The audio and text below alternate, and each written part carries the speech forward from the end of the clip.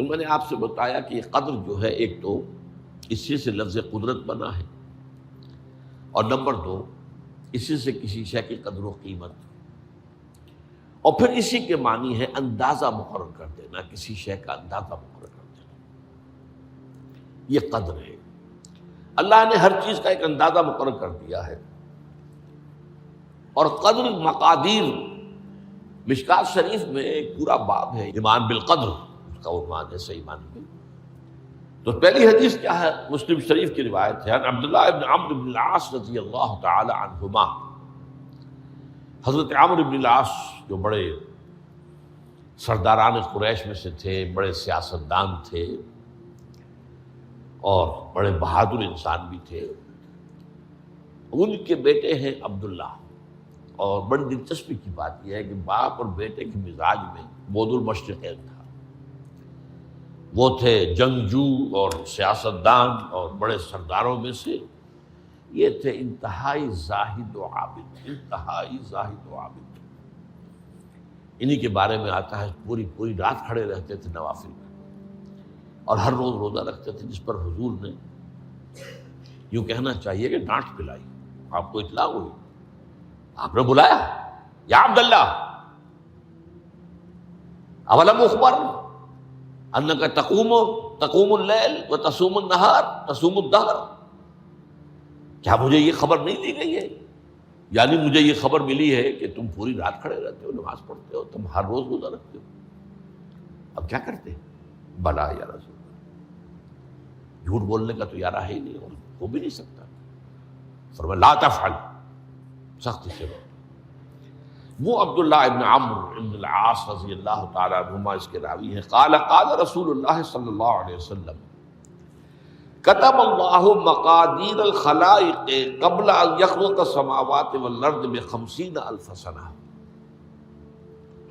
اللہ تعالیٰ نے مقداریں اور تقدیریں، ابھی دو الفاظ میں بولوں گا تاکہ آپ کے ذہن میں بات رہے، معین کر دی تھی، لکھ دی تھی آسمانوں اور زمین کی تخلیق سے 50,000 سال قبل۔ یہ ہے قدر، ہر چیز کی ایک تقدیر جو ہے وہ معین ہوئی ہے۔ اب آئیے اس میں کتاب سے مراد کیا ہے؟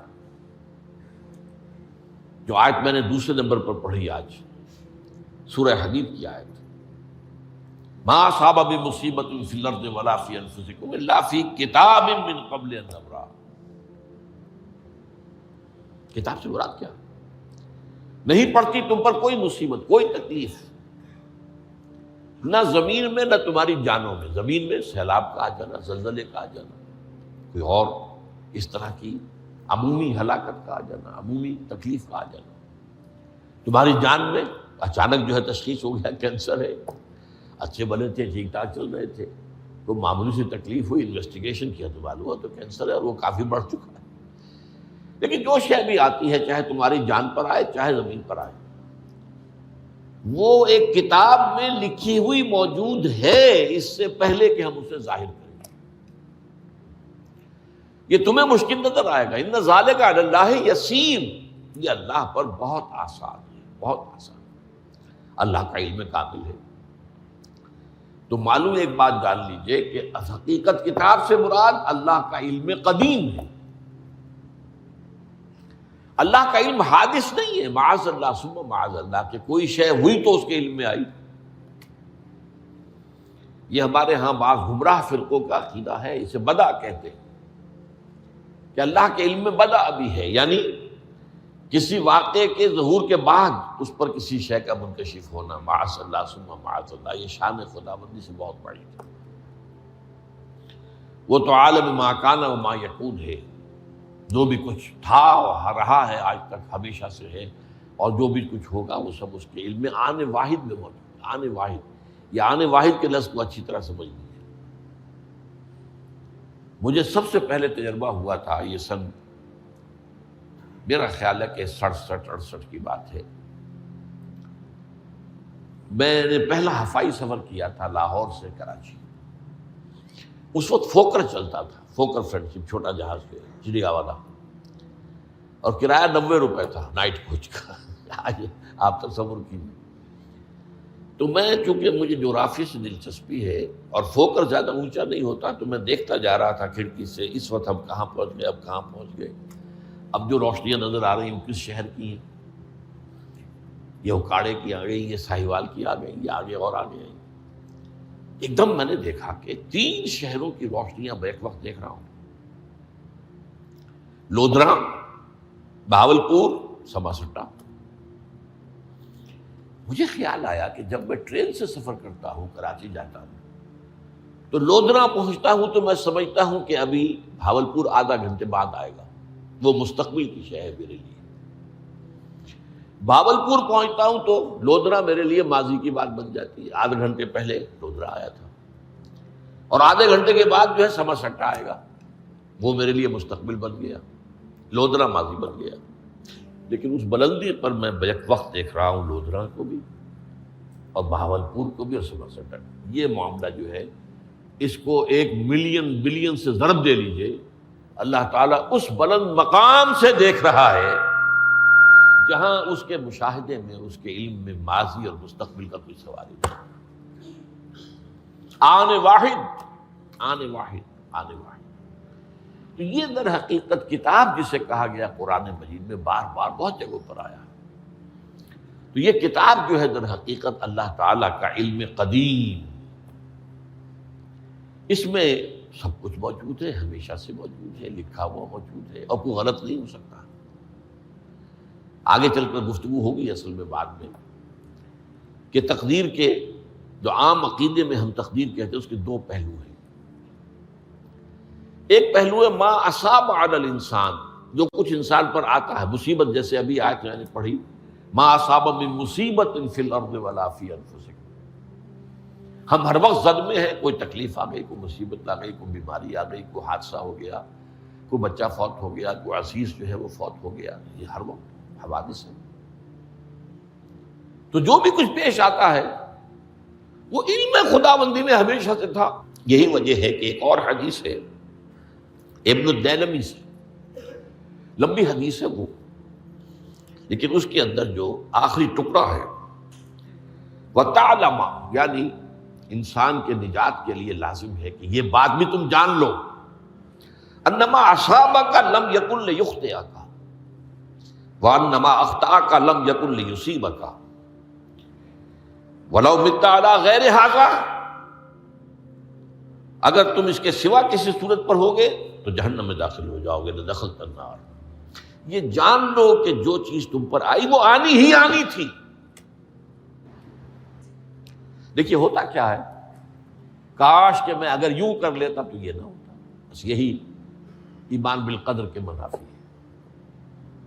جو ہوا ہے وہ اللہ تعالیٰ کے ہاں تو پہلے سے طے تھا، ہونا ہی تھا. تمہاری کوئی تدبیر، کاش کہ میں اس وقت یہ کر لیتا. یہ لا، اسی لیے ایک حدیث میں الفاظ آئے ہیں ان کلمۃ لا تفتح عمل الشیطان. اس لا سے، کاش، اس سے شیطانی عمل شروع ہو جاتا. کاش کہ یہ ہو جاتا، کاش میں یہ نہ کرتا، کاش کہ ہو جاتا. تو یہ نہیں. تعلم انما اصابک لم یکن لیخطئک. تو جان لے اس بات کو کہ جو چیز تم پر آئی ہے وہ ہرگز ٹلنے والی نہیں تھی. کوئی تدبیر تم کر لیتے، کوئی کسی وقت کوئی ہیلا کر لیتے، کوئی تم قدم اٹھا لیتے، کچھ بھی کر لیتے، وہ تو آنی ہی آنی تھی. وما انما اخطاک، جو چیز تم سے چھوٹ گئی، رہ گئی، نہیں ملی. ایک ویکنسی ایڈورٹائز ہوئی تھی، آپ نے بھی درخواست دی تھی، آپ کو نہیں ملی. اب آپ ہو کاش کہ میں نے فلاں سے سفارش کرا لی ہوتی. بس گئے. تو جو چیز چھوٹ گئی وہ چھوٹ جانی ہی تھی. اس میں قطعاً جو ہے کوئی شکل، کوئی تدبیر، کوئی سفارش، کسی طرح کا کوئی بھی ہیلا، کوئی جو ہے اس پہ کارگر نہیں ہو سکتا تھا. لم یکن لیصیبک ومت علی غیر ذالک. اگر تو اس کے سوا کسی کیفیت پر تیری موت واقع ہوئی، اگر یہ یقین نہیں ہے، یہ ہے تقدیر کا وہ مفہوم کہ جس کا تعلق ہے علامہ اصاب الانسان، جو انسان کے اوپر وارد ہو رہا ہے. اس کے ضمن میں تقدیر کا مفہوم کیا ہے، کہ جو ہوا ہے وہ تو ہونا ہی تھا، اس میں تو کسی شک و شبے کی گنجائش نہیں، بالکل قطع اللہ تعالیٰ کا فیصلہ ہے۔ البتہ در حقیقت ایک دوسرا پہلو ہے، ما یفعل الانسان، وہ جو انسان کرتا ہے۔ یہاں آ کر یہ تقدیر کا مسئلہ بہت ٹیڑھا ہو جاتا ہے۔ آیا میرے اندر کوئی اختیار بھی ہے کہ نہیں؟ Do I have any free choice؟ یا ہر شخص پہلے سے طے ہے؟ تقدیر کا ایک عام مفہوم یہ ہے، اور اس مفہوم میں بھی بعض روایات بھی ہیں جو اس کی تائید کرتی ہیں کہ ہر چیز پہلے سے طے ہے، لکھی ہوئی۔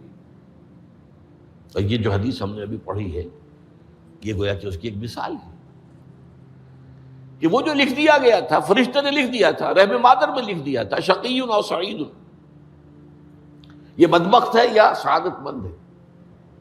تو ایک شخص پوری عمر نیکی کے کام کرتا رہا، آخری وقت میں آ کر کوئی ایسا حادثہ پیش آ گیا کہ وہ اہل جہنم کے سے کام شروع کر دی اور جہنمی ہو گیا۔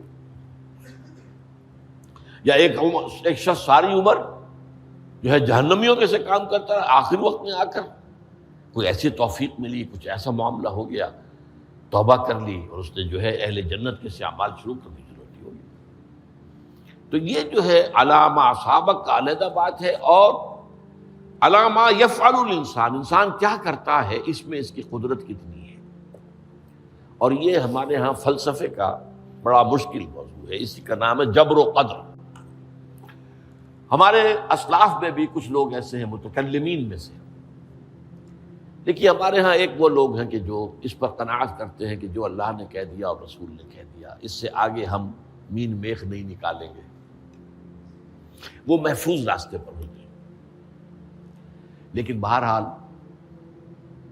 انسان کو اللہ نے ایک عقل بھی دی ہے، اور یہ عقل سوالات اٹھاتی ہے، اور جو زیادہ ذہین انسان ہوتے ہیں ان کے اندر ان کی یہ مصیبت زیادہ ہوتی ہے، لہٰذا وہ تو سوچتے ہیں، کچھ نہ کچھ غور و فکر کرتے ہیں، بات سمجھنے کی کوشش کرتے ہیں۔ اس میں اب ہمارے ہاں دو طبقے ہو گئے، جبریہ قدریہ۔ ایک نقطۂ نظر یہ ہے کہ انسان مجبور محض، کوئی اختیار نہیں، اور ایک یہ ہے کہ انسان قادر مطلق ہے، جو چاہتا ہے اپنے فیصلے میں مختار مطلق ہے، تو فیصلہ کرتا ہے۔ انہیں قدریہ کہتے ہیں۔ تو جبریہ اور قدریہ ان کی بحثیں ہمارے یہاں، یہ وہی تقدیر کا مسئلہ جو میں نے کہا تھا، بحثوں میں آ کر انہیں آج تک حل نہیں ہوا، حل ہو سکتا ہی نہیں۔ اب اس کے ضمن میں علامہ اقبال کا ایک شعر آپ کو سناتا ہوں، وہ بہت اچھا لگتا ہے، بہت خوبصورت لگتا ہے شعر ہونے کے اعتبار سے۔ تقدیر کے پابند جمادات و نباتات، مومن صرف اللہ کے احکام کا پابند۔ اس میں انسان سے پابندی کی نفی کر دی گئی ہے، وہ صرف پابند ہے اللہ کے احکام کا۔ نتیجے کے اعتبار سے تو جو یہ شعر کہہ رہا ہے جو بات، وہ صحیح ہے، پابندی اصل جو ہے وہ اللہ کے احکام کی ہے، لیکن یہ کہ تقدیر کی پابندی سے انسان بھی پوری طرح آزاد نہیں ہے۔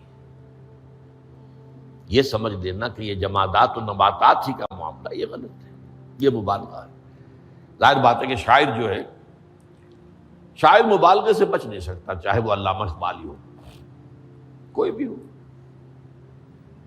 تو اسی لیے سورہ شعراء کے اندر جو عام شعراء کی جو صفات بیان ہوئی ہیں وہ آپ کے ذہن میں آ گئی ہوگی۔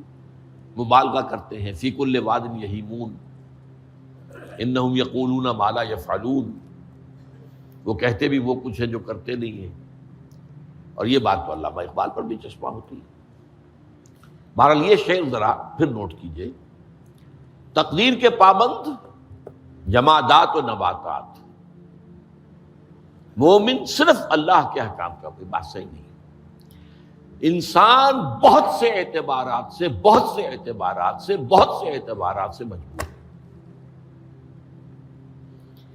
سب سے پہلے جو ہے انسان کے اندر ایک تقدیر نوعی ہے، نوع انسان، چھوٹی سی چڑیا اڑتی پھرتی ہے، انسان نہیں اڑ سکتا۔ آپ نے ٹھیک ہے مشین ایجاد کر دی، جہاز ایجاد کر لیا، آپ دوڑ رہے ہیں 500 آدمی اور سینکڑوں من سامان لے کر جو ہے وہ جا رہا ہے، 747 ہو یا 757 ہو، یہ کر لیا ٹھیک ہے، خود نہیں اڑ سکتے۔ اب کیا کریں گے آپ؟ یہ تقدیر نوعی ہے، اسپیشیز، ہر اسپیشیز کے لیے اللہ نے ایک اندازہ مقرر کر دیا ہے، اس اندازے ہی میں رہے گا، اس سے باہر نہیں جا سکتا۔ پھر ایک تقدیر شخصی ہے۔ اب دیکھیے تقدیر شخصی کیا ہے؟ بعض اوصاف و صفات ہمیں وراثتاً ملتے ہیں، وی ہیو نو چوائس۔ پہلے بھی یہ بات مانی جاتی تھی، آج جو ہے ذرا سائنٹیفک انداز میں ہم کہتے ہیں جینز میں چلا آ رہا ہے، اس جینز کو بدل سکتا ہے۔ جو جینز بھی آپ کو ملے اپنے والدین کی طرف سے، وہ آپ کی شخصیت کا ظاہر بات ہے کہ فیصلہ کن طرز پر اس کو ڈھال دیتے۔ جینز ہے، پابندی ہے۔ نمبر 2 یہ کہ خاص طور پر جو گھر کا ابتدائی ماحول ہوتا ہے، ماں کی گود اور ابتدائی گہوارہ گھر کا، اس کے جو اثرات مرتسم ہو جاتے ہیں شخصیت کے اوپر، وہ بھی بڑے مستقل ہوتے ہیں، پختہ ہوتے ہیں۔ ان دونوں چیزوں کو ضرب دے لیجئے، hereditary factors multiplied by environmental factors, اس سے مل کر ایک شے تیار ہوتی ہے جس کو قرآن کہتا ہے شاکلہ۔ قُلْ كُلٌّ يَعْمَلُ عَلَىٰ شَاكِلَتِهِ فَرَبُّكُمْ أَعْلَمُ بِمَنْ هُوَ أَهْدَىٰ سَبِيلًا، سورہ بنی اسرائیل۔ شاکلہ کسے کہتے ہیں؟ شاکلہ، شکل دینے والی شے۔ آپ کو لوہا ڈھالنا ہے، کوئی خاص پرزہ بنانا ہے، اس کا پہلے سانچہ بناتے ہیں۔ لوہے کو پگھلا کے اس میں ڈالیں گے تو جیسا سانچہ ہوگا ویسا ہی لوہا جو ہے وہ شکل اختیار کرے، اسے شاکلہ کہتے ہیں۔ یہ شاکلہ جو ہے ہر انسان کا، اس سے باہر انسان نہیں جا سکتا۔ اس کے اندر اندر سٹرگل ہوگی، اس کے اندر اندر اس کی جد و جہد ہوگی، لیکن اس کا یہ مطلب نہیں ہے کہ اس کا کوئی فری چوائس ہے۔ فری چوائس ہے، لیکن وہ فری چوائس انہی حدود کے اندر کام کرے گا، اس سے باہر نہیں۔ اس بات کو مختلف احادیث میں حضور نے بہت خوبصورتی سے بیان کیا۔ ایک حدیث بڑی اہم ہے، بڑی اہم ہے۔ الناس کالمعادن، انسانوں کی مثال بھی معدنیات کی سی ہے۔ اب سونے کی معدنیات میں سے سونے کی جو اور ہے، اب پتہ نہیں اردو میں مجھے معلوم نہیں اور کا ترجمہ کیا کرتے ہیں عام طور پر، لیکن جانتے ہیں اور وہ کچی دھات جس سے کو صاف کر دیتے ہیں تو پھر وہ دھات جو ہے خالص شکل میں سامنے آ جاتی ہے۔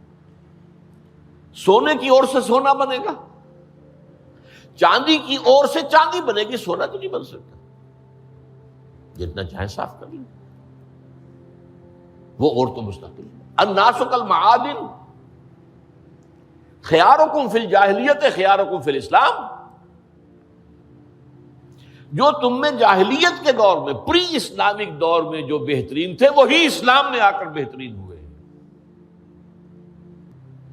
وہ اور سونے کی تھی، وہ صاف ہو گئی ہے، اور سونا جو ہے وہ نکھر کر خالص سونا بن کر آ گیا ہے، اسلام نے صاف کر دیا۔ وہ چاندی کی اور تھی، اسلام نے اس کو صاف کر دیا ہے، وہ نکھر کر چمکتا ہوا جو ہے وہ چاندی بن گئی۔ لیکن یہ کہ اذا فقہوا، البتہ پھر اس میں ایک اضافہ کیا حضور نے، جبکہ ان کے اندر دین کا فہم داخل ہو جائے، تو یہ کہ جو بہترین پہلے تھے وہی بہترین اب ہوں گے۔ اسلام لانے سے پہلے بھی بہترین ابو بکر تھے، اسلام لانے کے بعد بھی بہترین ابو بکر۔ حضور پر وحی سے پہلے بھی بہترین خاتون خدیجۃ الکبریٰ تھی، ایمان لانے کے بعد بھی بہترین خاتون خدیجۃ الکبریٰ۔ اور دوسری حدیث سنیے، عن ابی الدرداء رضی اللہ تعالی عنہ قال بینما نحن عند رسول اللہ صلی اللہ علیہ وسلم اسی حال میں کہ ہم ایک روز ہم حضور کے پاس تھے، نتناکرون ما یکون، اور ہم ذرا سوچ رہے تھے کیا کیا کچھ پیش آنے والا ہے دنیا میں۔ اذ قال رسول اللہ صلی اللہ علیہ وسلم، جبکہ حضور نے ہم سے ایک بات کہی، بڑی غور سے سنیے۔ اذا سمعتم بجبل ان زال عن مکانہ فصدقوہ، اگر تم یہ سنو کہ کوئی پہاڑ اپنی جگہ سے ٹل گیا تو مان لینا۔ وَإِذَا سَمِعْتُم بِرَجُلٍ تَغَيَّرَ عَنْ خَلْقِهِ فَلَا تُصَدِّقُوهُ، اور اگر تم سنو کہ کوئی شخص جو ہے وہ اپنی سرشت سے، اپنی جبلت سے بدل گیا تو کبھی نہ مانو۔